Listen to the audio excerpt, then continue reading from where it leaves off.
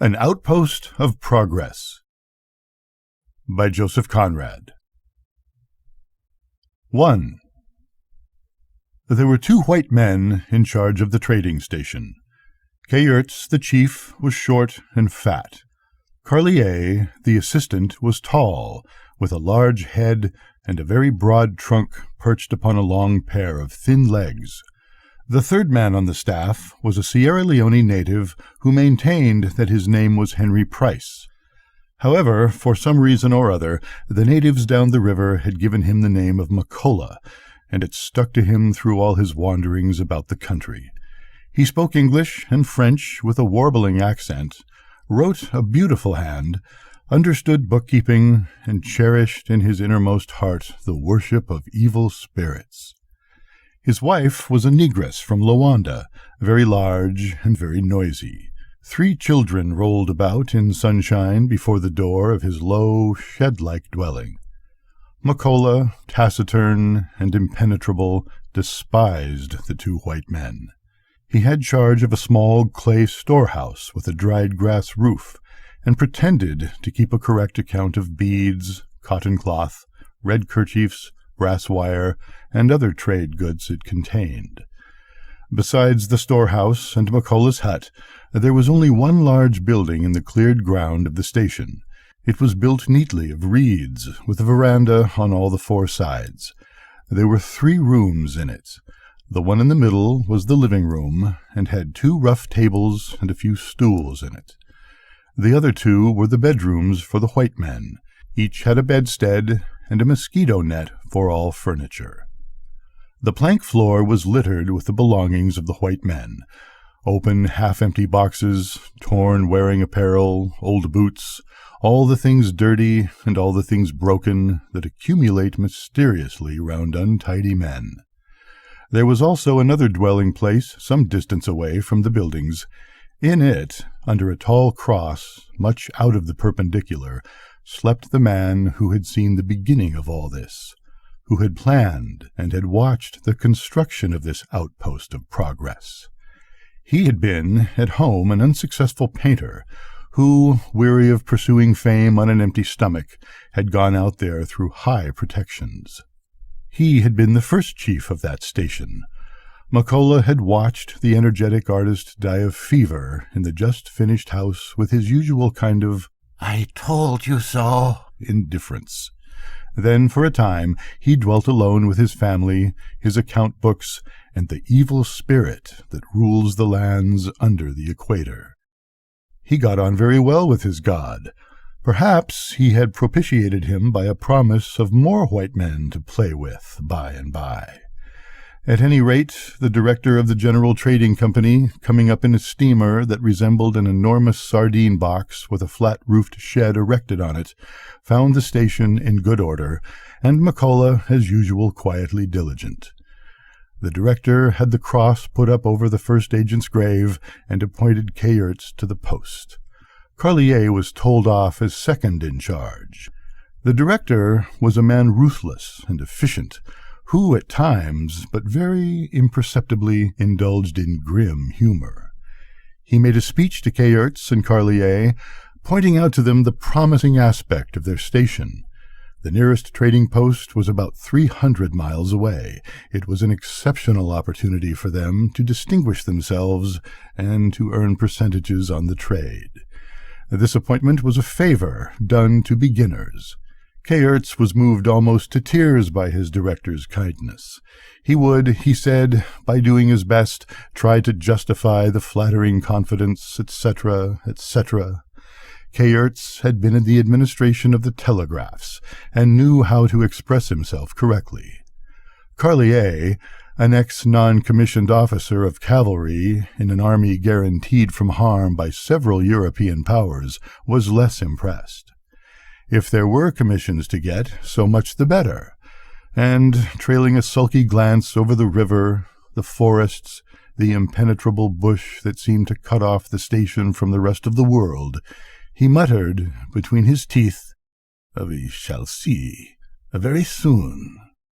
Next day, some bales of cotton goods and a few cases of provisions having been thrown on the shore, the sardine box steamer went off, not to return for another 6 months. On the deck, the director touched his cap to the 2 agents who stood on the bank waving their hats, and turning to an old servant of the company on his passage to headquarters, said, "Look at those 2 imbeciles. They must be mad at home to send me such specimens. I told those fellows to plant a vegetable garden, build new storehouses and fences, and construct a landing stage. I bet nothing will be done. They won't know how to begin. I always thought the station on this river useless, and they just feed the station." "They will form themselves there," said the old stager with a quiet smile. "At any rate, I am rid of them for 6 months," retorted the director. The 2 men watched the steamer round the bend, then, ascending arm in arm the slope of the bank, returned to the station. They had been in this vast and dark country only a very short time, and as yet always in the midst of other white men, under the eye and guidance of their superiors. And now, dull as they were to the subtle influences of surroundings, they felt themselves very much alone, when suddenly left unassisted to face the wilderness. A wilderness rendered more strange, more incomprehensible by the mysterious glimpses of the vigorous life it contained. They were 2 perfectly insignificant and incapable individuals, whose existence is only rendered possible through the high organization of civilized crowds.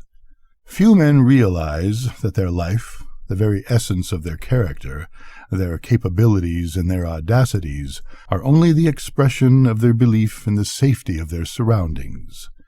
The courage, the composure, the confidence, the emotions and principles, every great and every insignificant thought belongs not to the individual, but to the crowd that believes blindly in the irresistible force of its institutions and of its morals, in the power of its police and of its opinion. But the contact with pure unmitigated savagery, with primitive nature and primitive man, brings sudden and profound trouble into the heart. To the sentiment of being alone of one's kind, to the clear perception of the loneliness of one's thoughts, of one's sensations, to the negation of the habitual which is safe, there is added the affirmation of the unusual, which is dangerous, a suggestion of things vague, uncontrollable, and repulsive, whose discomposing intrusion excites the imagination and tries the civilized nerves of the foolish and the wise alike. Kayerts and Carlier walked arm in arm, drawing close to one another as children do in the dark, and they had the same, not altogether unpleasant sense of danger which one half suspects to be imaginary. They chatted persistently in familiar tones. "Our station is prettily situated," said one. The other assented with enthusiasm, enlarging volubly on the beauties of the situation. Then they passed near the grave. "Poor devil," said Kayerts. "He died of fever, didn't he?" muttered Carlier, stopping short. "Why," retorted Kayerts, with indignation, "I've been told that the fellow exposed himself recklessly to the sun. The climate here, everybody says, is not at all worse than at home, as long as you keep out of the sun. Do you hear that, Carlier? I am chief here, and my orders are that you should not expose yourself to the sun." He assumed his superiority jocularly, but his meaning was serious. The idea that he would, perhaps, have to bury Carlier and remain alone gave him an inward shiver. He felt suddenly that this Carlier was more precious to him here in the center of Africa than a brother could be anywhere else. Carlier, entering into the spirit of the thing, made a military salute and answered in a brisk tone, "Your orders shall be attended to, chief." Then he burst out laughing, slapped Kayerts on the back, and shouted, We shall let life run easily here, and just sit still and gather in the ivory those savages will bring. This country has its good points, after all. They both laughed loudly, while Carlier thought, That poor Kayarts.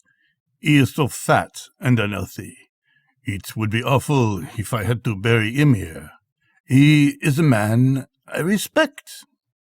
Before they reached the veranda of their house, they called one another, My dear fellow.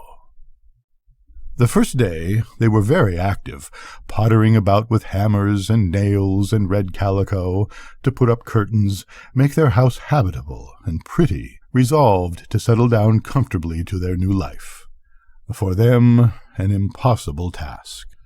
To grapple effectually with even purely material problems requires more serenity of mind and more lofty courage than people generally imagine. No two beings could have been more unfitted for such a struggle. Society, not from any tenderness, but because of its strange needs, had taken care of those two men, forbidding them all independent thought, all initiative, all departure from routine, and forbidding it under pain of death. They could only live on condition of being machines, and now, released from the fostering care of men with pens behind the ears, or of men with gold lace on the sleeves, they were like those lifelong prisoners who, liberated after many years, do not know what use to make of their freedom. They did not know what use to make of their faculties, being both, through want of practice, incapable of independent thought. At the end of 2 months, Kayarts often would say, If it was not for my Mélie, you wouldn't catch me here. Mélie was his daughter. He had thrown up his post in the administration of the telegraphs, though he had been for 17 years perfectly happy there to earn a dowry for his girl. His wife was dead, and the child was being brought up by his sisters. He regretted the streets, the pavements, the cafes, his friends of many years, all the things he used to see day after day, all the thoughts suggested by familiar things, the thoughts effortless, monotonous, and soothing of a government clerk. He regretted all the gossip, the small enmities, the mild venom, and the little jokes of government offices. If I had had a decent brother-in-law, Carlier would remark, a fellow with a art, I would not be here. He had left the army, and had made himself so obnoxious to his family by his laziness and impudence that an exasperated brother-in-law had made superhuman efforts to procure him an appointment in the company as a second-class agent. Having not a penny in the world, he was compelled to accept this means of livelihood as soon as it became quite clear to him that there was nothing more to squeeze out of his relations. He, like Kayarts, regretted his old life. He regretted the clink of sabre and spurs on a fine afternoon, the barrack-room witticisms, the girls of garrison towns. But besides, he had also a sense of grievance. He was evidently a much ill-used man. This made him moody at times, but the two men got on well together in the fellowship of their stupidity and laziness. Together they did nothing, absolutely nothing, and enjoyed the sense of the idleness for which they were paid. And in time they came to feel something resembling affection for one another. They lived like blind men in a large room, aware only of what came in contact with them, and of that only imperfectly, but unable to see the general aspect of things. The river, the forest, all the great land throbbing with life, were like a great emptiness. Even the brilliant sunshine disclosed nothing intelligible. Things appeared and disappeared before their eyes in an unconnected and aimless kind of way. The river seemed to come from nowhere and flow no whither. It flowed through a void. Out of that void, at times, came canoes, and men with spears in their hands would suddenly crowd the yard of the station. They were naked, glossy black, ornamented with snowy shells and glistening brass wire, perfect of limb. They made an uncouth babbling noise when they spoke, moved in a stately manner, and sent quick, wild glances out of their startled, never-resting eyes. Those warriors would squat in long rows, 4 or more deep, before the veranda, while their chiefs bargained for hours with Makola over an elephant tusk. Kayerts sat on his chair and looked down on the proceedings, understanding nothing. He stared at them with his round blue eyes, called out to Carlier. "Here, look! Look at that fellow there, and that other one, to the left. Did you ever see such a face? Oh, the funny brute!" Carlier, smoking native tobacco in a short wooden pipe, would swagger up, twirling his moustaches, and surveying the warriors with haughty indulgence would say, "Fine animals. Brought any bone, yes? It's not any too soon. Look at the muscles of that fellow sewed from the end. I wouldn't care to get a punch on the nose from him. Fine arms, but legs no good below the knee. Couldn't make cavalry men of them." And after glancing down complacently at his own shanks, he always concluded, "Don't they stink? You, Makola, take that herd over to the fetish." The storehouse was in every station called the fetish, perhaps because of the spirit of civilization it contained. "And give them up some of the rubbish you keep there. I'd rather see it full of bone than full of rags." Kayerts approved. Yes, go and finish that palaver over there, Mr. Makola. I will come round when you are ready to weigh the tusk. We must be careful." Then, turning to his companion, "This is the tribe that lives down the river. They are rather aromatic. I remember they had once been before here. Do you hear that row? What a fellow has got to put up with in this dog of a country. My head is split." Such profitable visits were rare. For days the 2 pioneers of trade and progress would look on their empty courtyard in the vibrating brilliance of vertical sunshine. Below the high bank the silent river flowed on glittering and steady. On the sands in the middle of the stream, hippos and alligators sunned themselves side by side.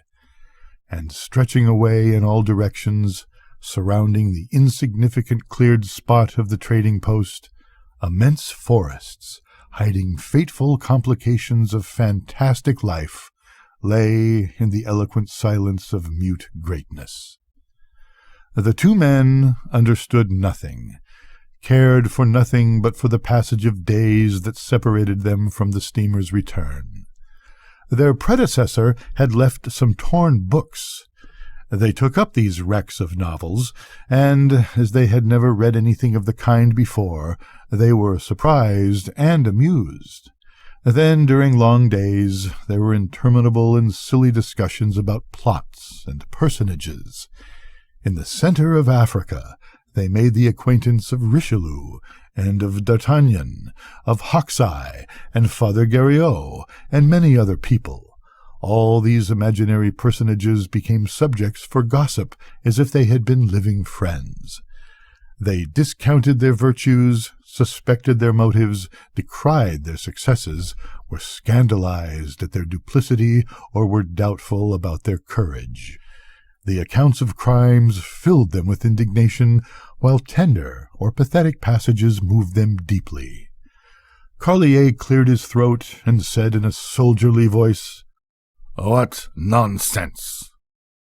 Kayerts, his round eyes suffused with tears, his fat cheeks quivering, rubbed his bald head and declared, "This is a splendid book. I had no idea there were such clever fellows in the world." They also found some old copies of a home paper. That print discussed what it was pleased to call our colonial expansion in high-flown language. It spoke much of the rights and duties of civilization, of the sacredness of the civilizing work, and extolled the merits of those who went about bringing light and faith and commerce to the dark places of the earth. Carlier and Kayerts read, wondered, and began to think better of themselves. Carlier said one evening, waving his hand about, "In 100 years there will be perhaps a town here, quays and warehouses and barracks and billiard rooms. Civilization, my boy, and virtue, and all. And then chaps will read that two good fellows, Kayerts and Carlier, were the first civilized men to live in this very spot." Kayerts nodded. "Yes, it is a consolation to think of that." They seemed to forget their dead predecessor. But early one day Carlier went out and replanted the cross firmly. "It used to make me squint whenever I walked that way," he explained to Kayerts over the morning coffee. "It made me squint, leaning over so much. So I just planted it upright. And solid, I promise you. I suspended myself with both hands to the crosspiece, not a move. Oh, I did that properly." At times, Gobila came to see them. Gobila was the chief of the neighboring villages. He was a grey-headed savage, thin and black, with a white cloth round his loins and a mangy panther skin hanging over his back. He came up with long strides of his skeleton legs, swinging a staff as tall as himself, and, entering the common room of the station, would squat on his heels to the left of the door. There he sat, watching Kayerts, and now and then making a speech which the other did not understand. Kayerts, without interrupting his occupation, would from time to time say in a friendly manner, "How goes it, you old image?" and they would smile at one another. The two whites had a liking for that old and incomprehensible creature, and called him Father Gobila. Gobila's manner was paternal, and he seemed really to love all white men. They all appeared to him very young, indistinguishably alike except for stature, and he knew that they were all brothers, and also immortal.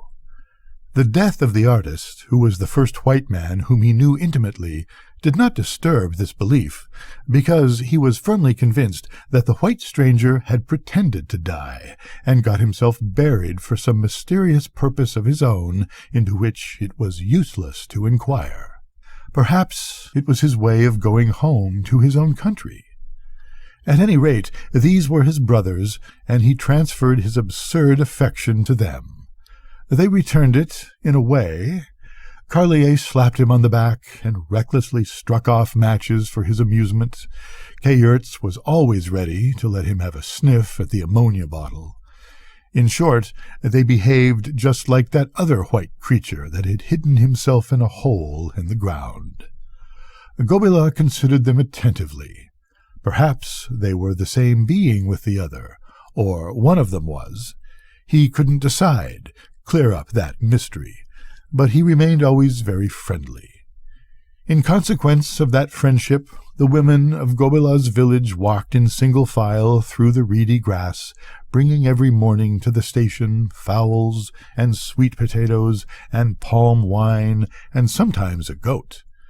The company never provisions the stations fully, and the agents required those local supplies to live.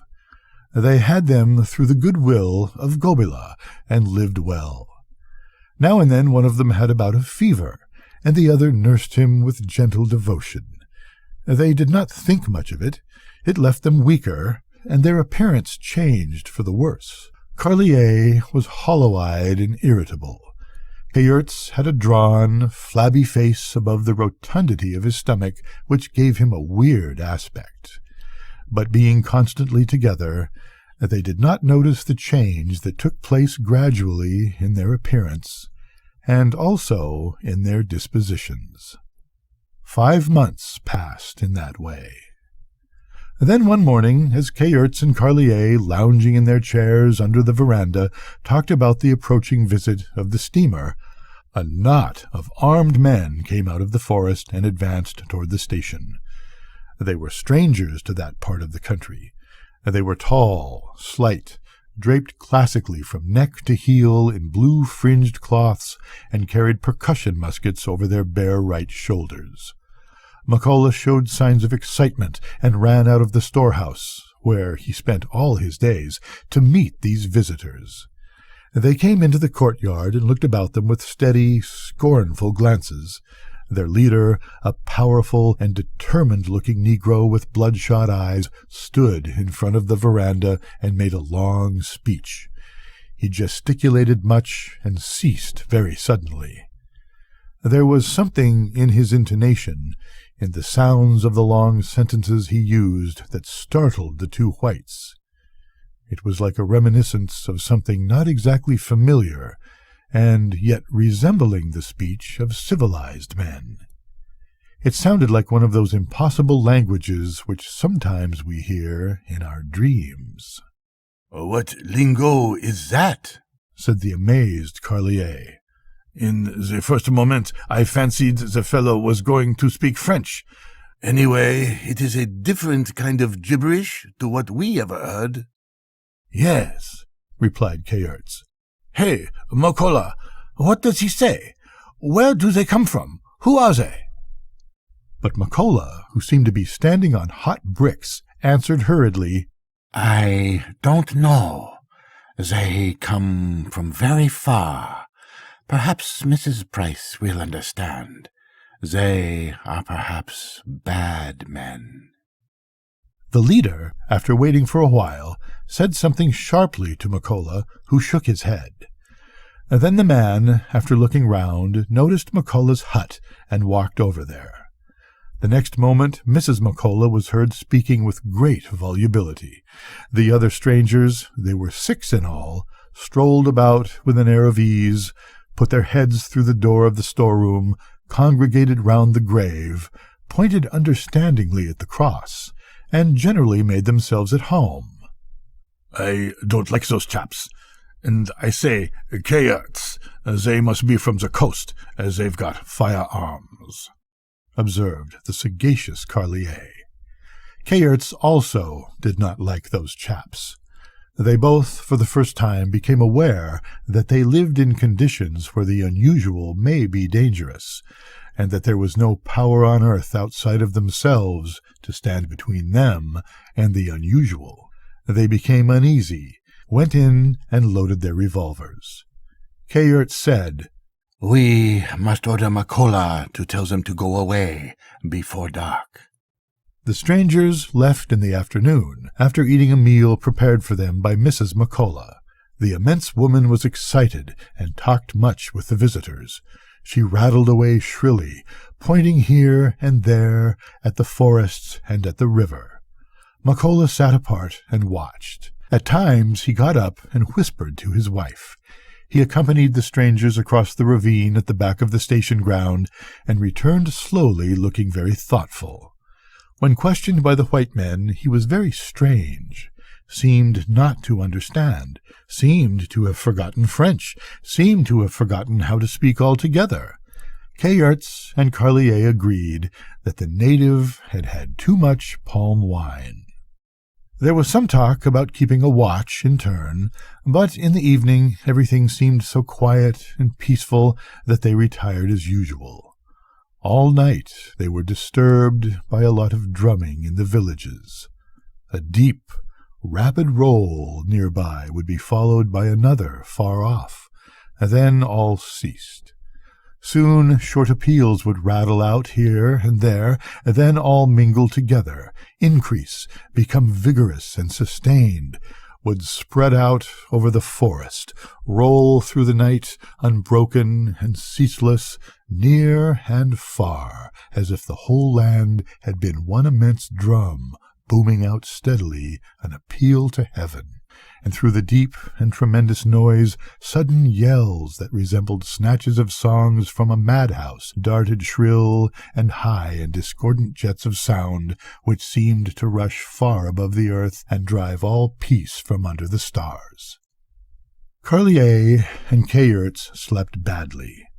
They both thought they had heard shots fired during the night, but they could not agree as to the direction. In the morning, McCullough was gone somewhere. He returned about noon with one of yesterday's strangers, and eluded all Kayerts's attempt to close with him. Had become deaf, apparently. Kayerts wondered. Carlier, who had been fishing off the bank, came back and remarked while he showed his catch, "The natives seem to be in a deuce of a stir. I wonder what's up. I saw about 15 canoes cross the river during the 2 hours I was there fishing." Kayerts, worried, said, "Isn't this McCullough very queer today?"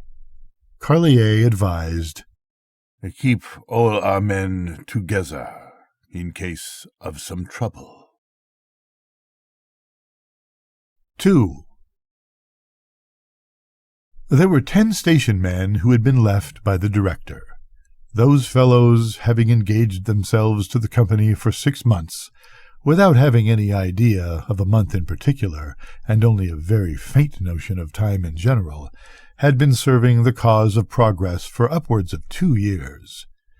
Belonging to a tribe from a very distant part of this land of darkness and sorrow, they did not run away, naturally supposing that as wandering strangers they would be killed by the inhabitants of the country, in which they were right. They lived in straw huts on the slope of a ravine overgrown with reedy grass just behind the station buildings. They were not happy, regretting the festive incantations, the sorceries, the human sacrifices of their own land, where they also had parents, brothers, sisters, admired chiefs, respected magicians, loved friends, and other ties supposed generally to be human. Besides, the rice ration served out by the company did not agree with them, being a food unknown to their land and to which they could not get used. Consequently, they were unhealthy and miserable. Had they been of any other tribe, they would have made up their minds to die, for nothing is easier to certain savages than suicide, and so have escaped from the puzzling difficulties of existence. But belonging, as they did, to a warlike tribe with filed teeth, they had more grit, and went on stupidly living through disease and sorrow. They did very little work, and had lost their splendid physique. Carlier and Kayerts doctored them assiduously without being able to bring them back into condition again. They were mustered every morning and told off to different tasks, grass-cutting, fence-building, tree-falling, etc., and etc., which no power on earth could induce them to execute efficiently. The 2 whites had practically very little control over them. In the afternoon, McCullough came over to the big house and found Kayerts watching 3 heavy columns of smoke rising above the forests. "What is that?" asked Kayerts. "Some villagers burn," answered McCullough, who seemed to have regained his wits. Then he said abruptly, "We have got very little ivory. Bad 6 months trading. Do you like get a little more ivory?" "Yes," said Kayerts eagerly. "Those men who came yesterday are traders from Luanda who have got more ivory than they can carry home. Shall I buy? I know their camp." "Certainly," said Kayerts. "What are those traders?" "Bad fellows," said McCullough indifferently. "They fight with people and catch women and children. They are bad men and got guns. There is a great disturbance in the country. Do you want ivory?" "Yes," said Kayerts. McCullough said nothing for a while. Then, "Those workmen of ours are no good at all," he muttered, looking round. "Station in very bad order, sir. Director will growl. Better get a fine lot of ivory, than he say nothing." "I can't help it. The men won't work," said Kayerts. "When will you get that ivory?" "Very soon," said McCullough. Perhaps tonight you leave it to me and keep indoors, sir. I think you had better give some palm wine to our men to make a dance this evening. Enjoy themselves. Work better tomorrow. There's plenty palm wine. Gone a little sour. Kayerts said yes, and McCullough, with his own hands, carried the big calabashes to the door of his hut. They stood there till the evening, and Mrs. McCullough looked into every one. The men got them at sunset. When Kayerts and Carlier retired, a big bonfire was flaring before the men's huts. They could hear their shouts and drumming. Some men from Gobila's village had joined the station hands, and the entertainment was a great success. In the middle of the night, Carlier, waking suddenly, heard a man shout loudly. Then a shot was fired. Only one. Carlier ran out and met Kayerts on the veranda. They were both startled. As they went across the yard to call McCullough, they saw shadows moving in the night. One of them cried, "Don't shoot! It's me, Price!" And then McCullough appeared close to them. Go back, please," he urged. "You spoil all." "There are strange men about," said Carlier. "Never mind, I know," said McCullough. Then he whispered, "All right, bring ivory. Say nothing. I know my business."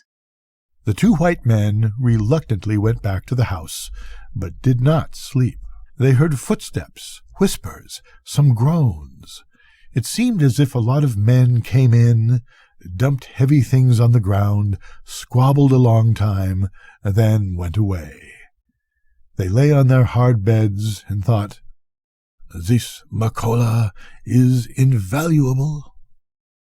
In the morning, Carlier came out, very sleepy, and pulled at the cord of the big bell. The station hands mustered every morning to the sound of the bell. That morning nobody came.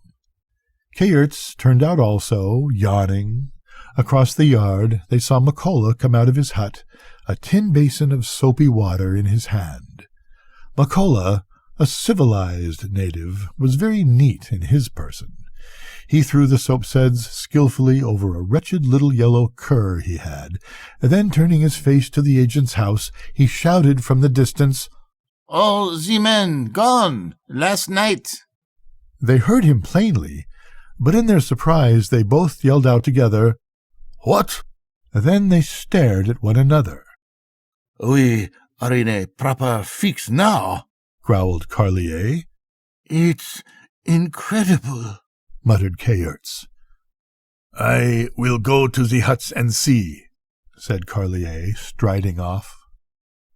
McCullough, coming up, found Kayerts standing alone. "I can hardly believe it," said Kayerts tearfully.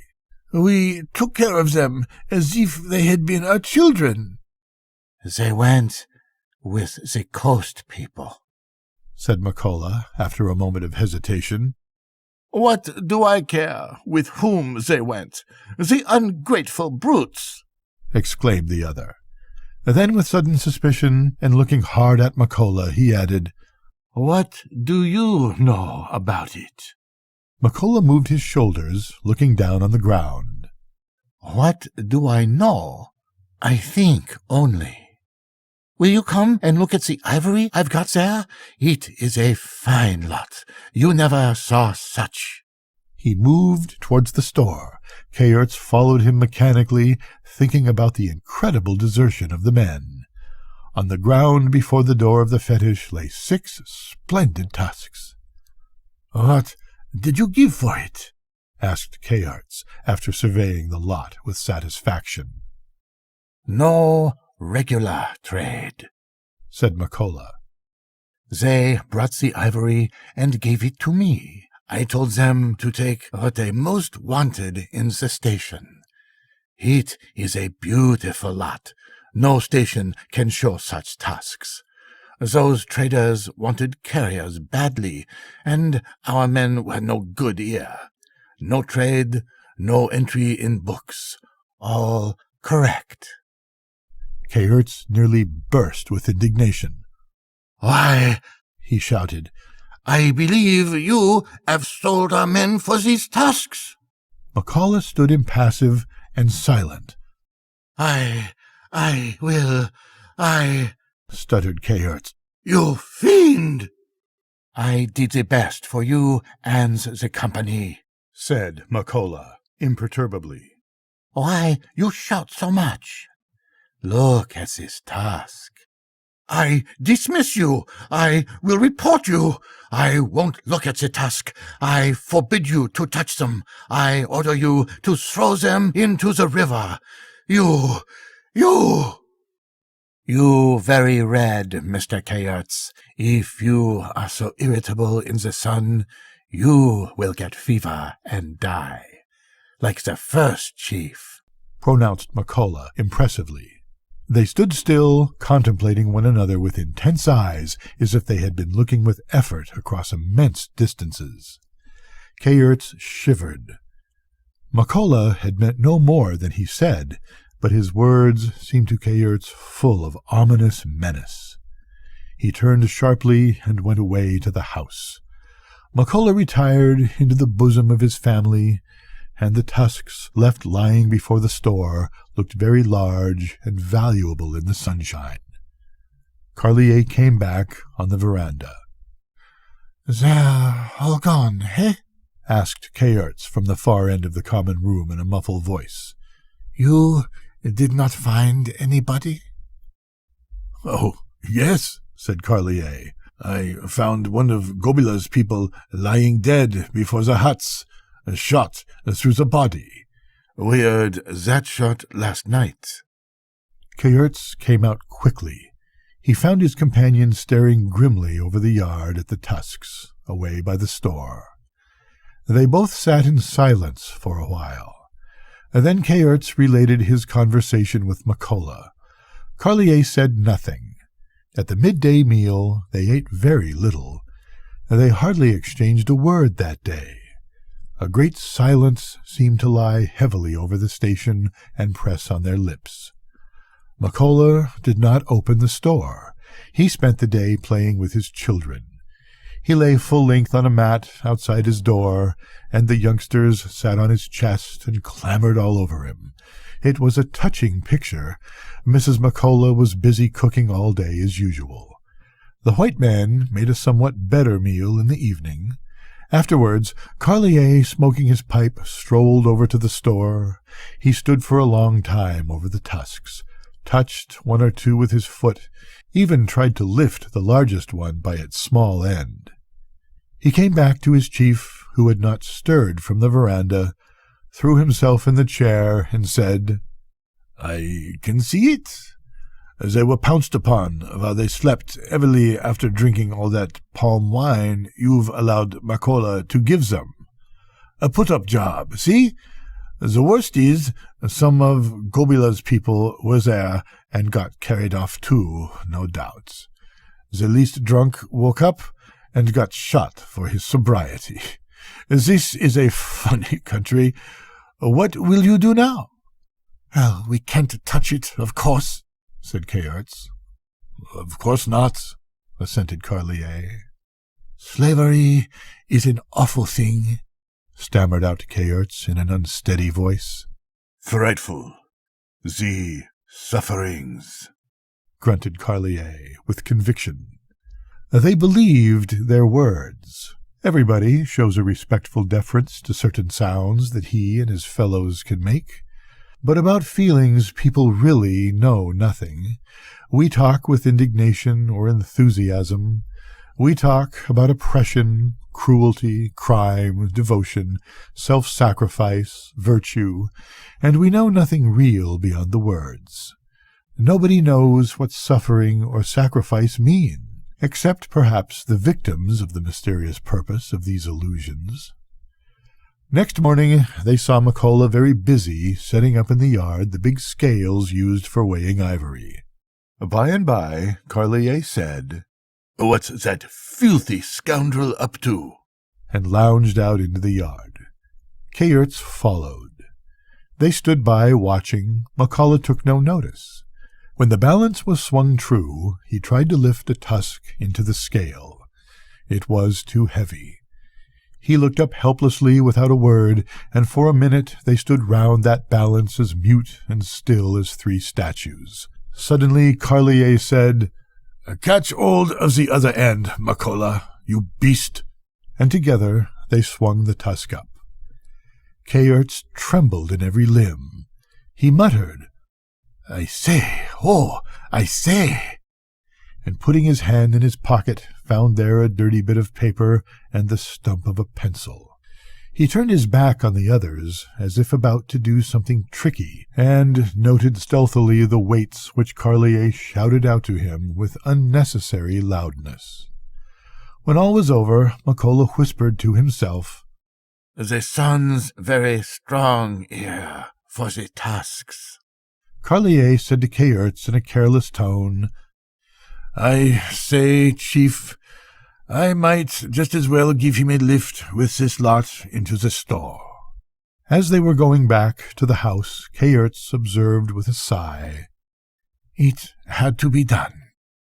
And Carlier said, "It's deplorable, but the men being company's men, the ivory is company's ivory. We must look after it." "I will report to the director, of course," said Kayerts. "Of course. Let him decide," approved Carlier. At midday they made a hearty meal. Kayerts sighed from time to time. Whenever they mentioned McCullough's name, they always added to it an opprobrious epithet. It eased their conscience. McCullough gave himself a half-holiday and bathed his children in the river. No one from Gobela's village came near the station that day. No one came the next day, and the next, nor for a whole week. Gobela's people might have all been dead and buried for any sign of life they gave. But they were only mourning for those they had lost by the witchcraft of white men who had brought wicked people into their country. The wicked people were gone, but fear remained. Fear always remains. A man may destroy everything within himself, love and hate and belief, and even doubt. But as long as he clings to life, he cannot destroy fear. The fear subtle, indestructible, and terrible, that pervades his being, that tinges his thoughts, that lurks in his heart, that watches on his lips the struggle of his last breath. In his fear, the mild old Gobela offered extra human sacrifices to all the evil spirits that had taken possession of his white friends. His heart was heavy. Some warriors spoke about burning and killing, but the cautious old savage dissuaded them. Who could foresee the woe those mysterious creatures, if irritated, might bring? They should be left alone. Perhaps in time they would disappear into the earth as the first one had disappeared. His people must keep away from them and hope for the best.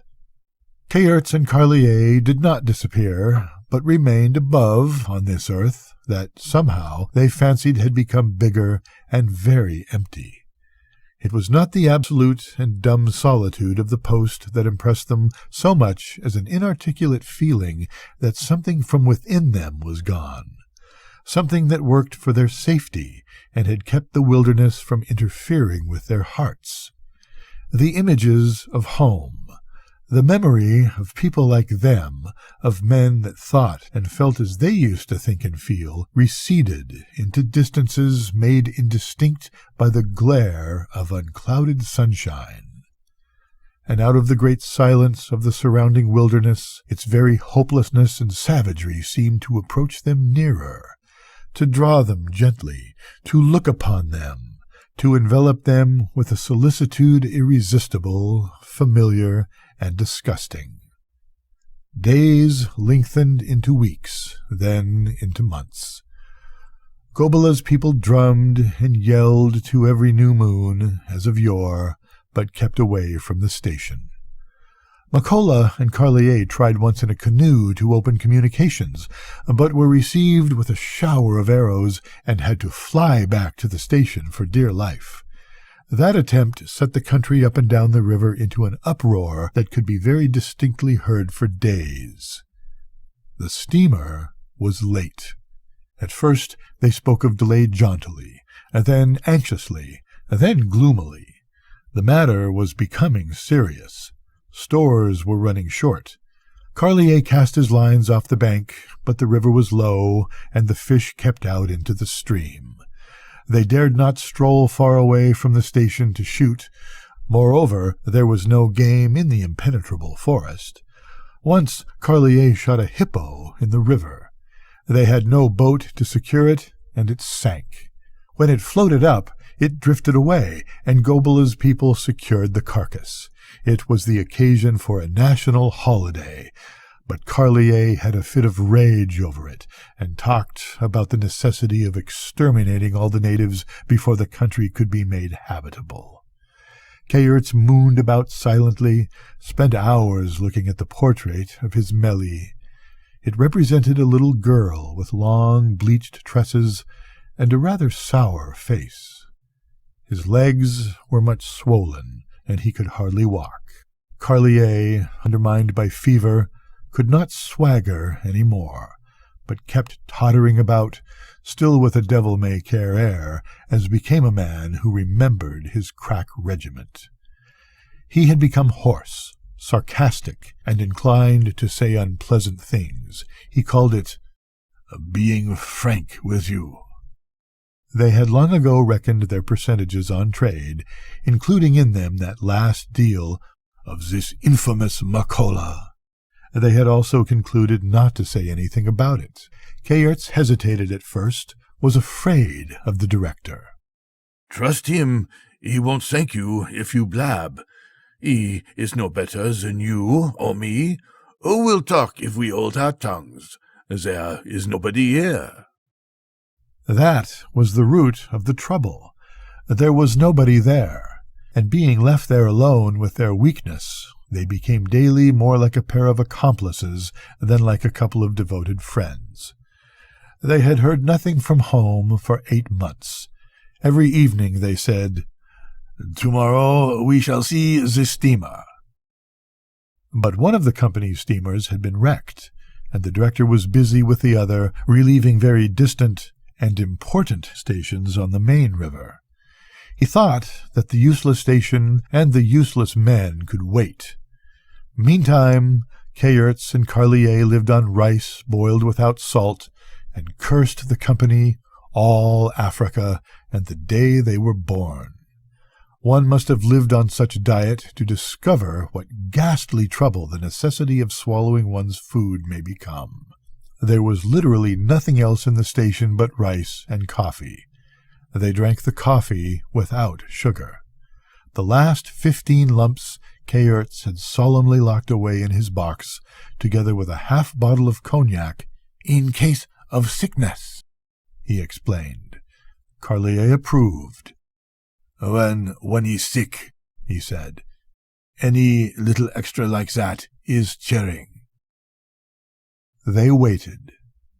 Rank grass began to sprout over the courtyard. The bell never rang now. Days passed, silent, exasperating, and slow. When the two men spoke, they snarled, and their silences were bitter, as if tinged by the bitterness of their thoughts. One day, after a lunch of boiled rice, Carlier put down his cup untasted and said, "Hang it all! Let's have a decent cup of coffee for once. Bring out that sugar, Kayerts." "For the sick," muttered Kayerts, without looking up. "For the sick," mocked Carlier. "Bosh! Well, I am sick." "You are no more sick than I am, and I go without," said Kayerts in a peaceful tone. "Come, out with that sugar, you stingy old slave-dealer." Kayerts looked up quickly. Carlier was smiling with marked insolence, and suddenly it seemed to Kayerts that he had never seen that man before. Who was he? He knew nothing about him. What was he capable of? There was a surprising flash of violent emotion within him, as if in the presence of something undreamt of, dangerous and final. But he managed to pronounce with composure, "That joke is in very bad taste. Don't repeat it." "Joke," said Carlier, hitching himself forward on his seat. "I am hungry. I am sick. I don't joke. I hate hypocrites. You are a hypocrite. You are a slave dealer. I am a slave dealer.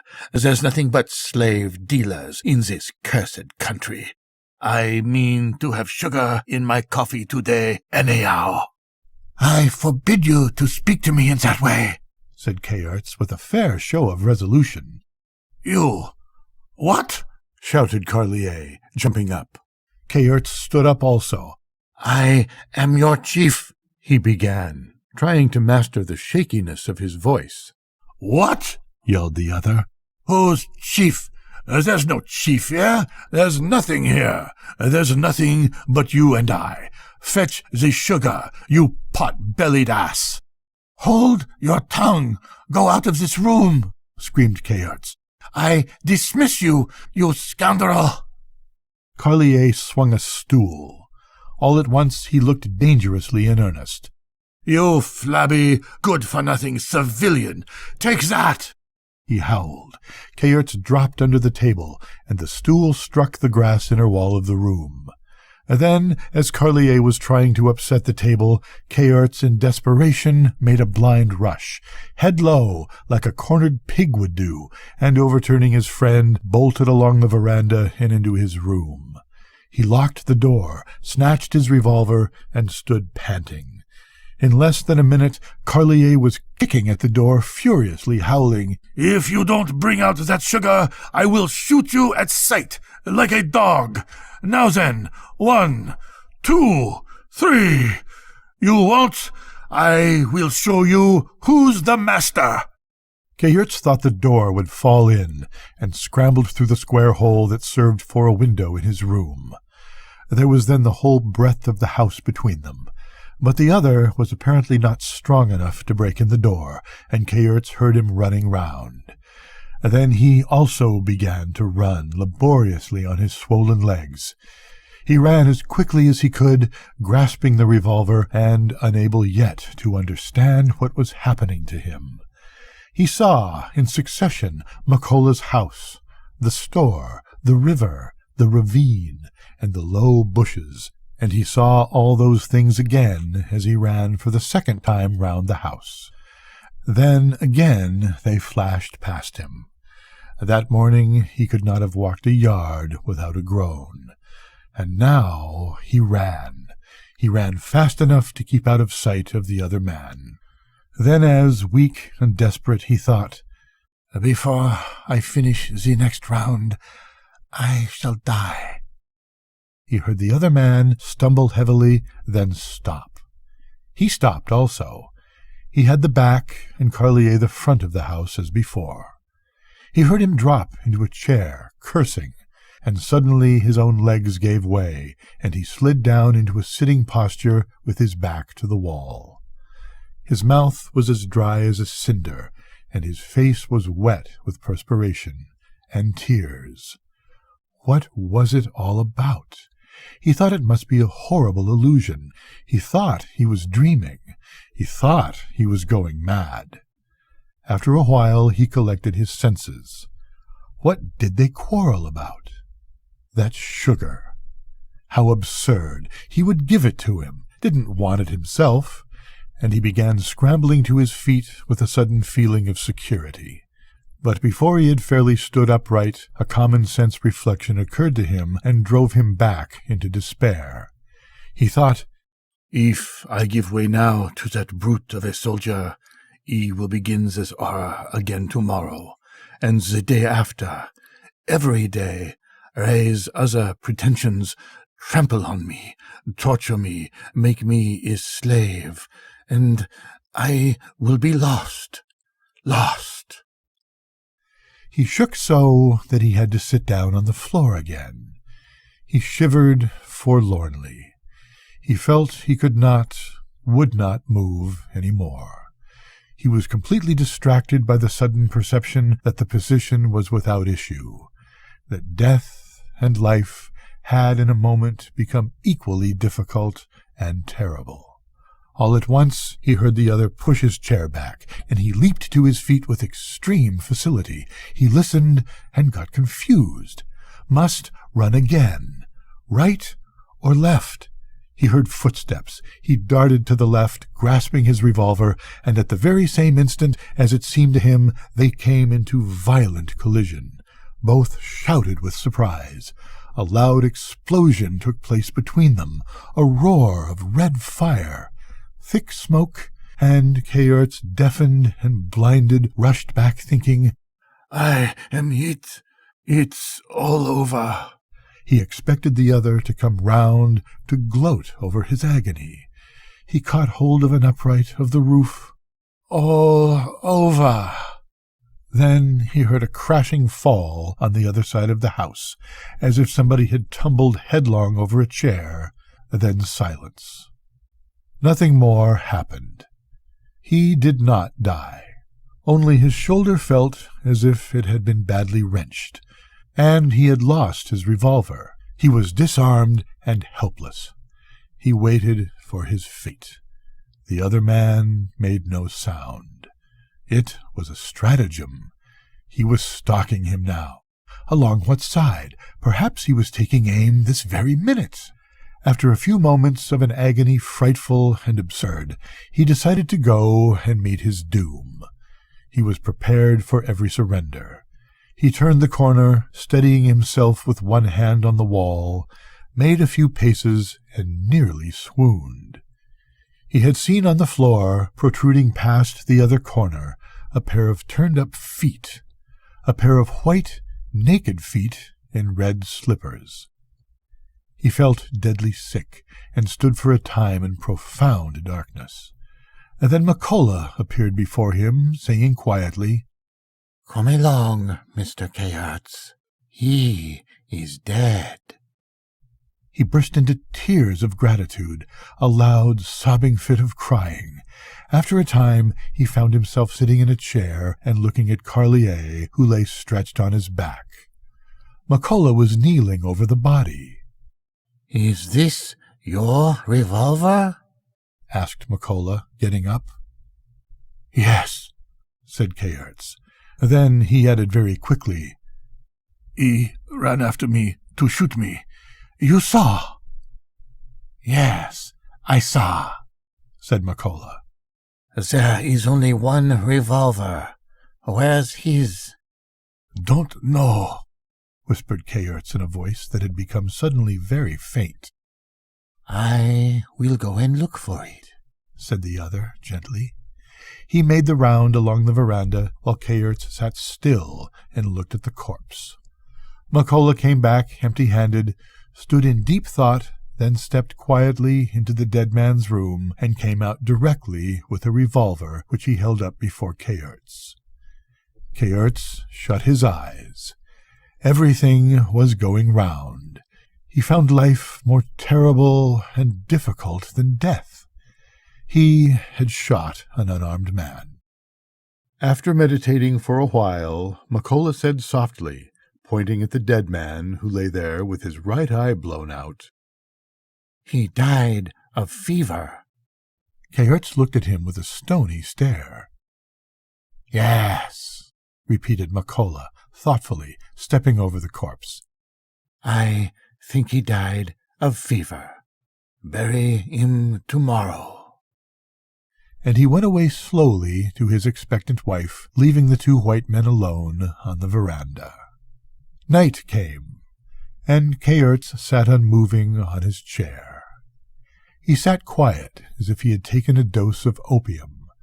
The violence of the emotions he had passed through produced a feeling of exhausted serenity.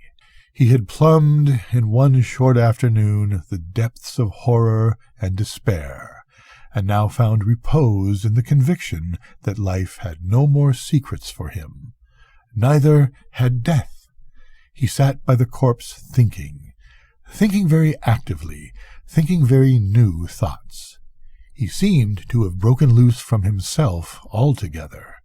His old thoughts, convictions, likes and dislikes, things he respected and things he abhorred, appeared in their true light at last, appeared contemptible and childish, false and ridiculous. He revelled in his new wisdom while he sat by the man he had killed. He argued with himself about all things under heaven, with that kind of wrong-headed lucidity which may be observed in some lunatics. Incidentally, he reflected that the fellow dead there had been a noxious beast anyway, that men died every day in thousands, perhaps in hundreds of thousands, who could tell? And that in the number, that one death could not possibly make any difference, couldn't have any importance, at least to a thinking creature. He, Kayerts, was a thinking creature. He had been, all his life, till that moment, a believer in a lot of nonsense like the rest of mankind, who are fools. But now he thought, he knew, he was at peace, he was familiar with the highest wisdom. Then he tried to imagine himself dead, and Carlier sitting in his chair watching him. And his attempt met with such unexpected success that in a very few moments he became not at all sure who was dead and who was alive. This extraordinary achievement of his fancy startled him, however, and by a clever and timely effort of mind he saved himself just in time from becoming Carlier. His heart thumped, and he felt hot all over at the thought of that danger. Carlier! What a beastly thing! To compose his now disturbed nerves, and no wonder, he tried to whistle a little. And then suddenly he fell asleep, or thought he had slept, but at any rate there was a fog, and somebody had whistled in the fog. He stood up. The day had come, and a heavy mist had descended upon the land, the mist penetrating, enveloping, and silent, the morning mist of tropical lands, the mist that clings and kills, the mist white and deadly, immaculate and poisonous. He stood up, saw the body, and threw his arms above his head with a cry like that of a man who, waking from a trance, finds himself immured forever in a tomb. "Help! My God!" A shriek inhuman, vibrating and sudden, pierced like a sharp dart the white shroud of that land of sorrow. 3 short, impatient screeches followed, and then, for a time, the fog wreaths rolled on, undisturbed through a formidable silence. Then many more shrieks, rapid and piercing, like the yells of some exasperated and ruthless creature, rent the air. Progress was calling to Kayerts from the river. Progress and civilization and all the virtues. Society was calling to its accomplished child to come, to be taken care of, to be instructed, to be judged, to be condemned. It called him to return to that rubbish heap from which he had wandered away, so that justice could be done. Kayerts heard and understood. He stumbled out of the veranda, leaving the other man quite alone for the first time since they had been thrown there together. He groped his way through the fog, calling in his ignorance upon the invisible heaven to undo its work. Macola flitted by in the mist, shouting as he ran. "Steamer! Steamer! They can't see! They whistle for the station! I go ring the bell! Go down to the landing, sir! I ring!" He disappeared. Kayerts stood still. He looked upwards. The fog rolled low over his head. He looked round like a man who has lost his way, and he saw a dark smudge, a cross-shaped stain upon the shifting purity of the mist. As he began to stumble towards it, the station bell rang in a tumultuous peal, its answer to the impatient clamour of the steamer. The managing director of the great civilizing company, since we know that civilization follows trade, landed first, and incontinently lost sight of the steamer. The fog down by the river was exceedingly dense. Above, at the station, the bell rang unceasing and brazen. The director shouted loudly to the steamer, "There is nobody down to meet us. There may be something wrong, though they are ringing. You had better come too." And he began to toil up the steep bank. The captain and the engine driver of the boat followed behind. As they scrambled up, the fog thinned, and they could see their director a good way ahead. Suddenly they saw him start forward, calling to them over his shoulder. "Run! Run to the house! I've found one of them! Run! Look for the other!" He had found one of them, and even he, the man of varied and startling experience, was somewhat discomposed by the manner of this finding. He stood and fumbled in his pockets for a knife while he faced Kayerts, who was hanging by a leather strap from the cross. He had evidently climbed the grave, which was high and narrow, and after tying the end of the strap to the arm, had swung himself off. His toes were only a couple of inches above the ground. His arms hung stiffly down. He seemed to be standing rigidly at attention, but with one purple cheek playfully posed on the shoulder. And, irreverently, he was putting out a swollen tongue at his managing director. Good night, Nora. Good night, Mads.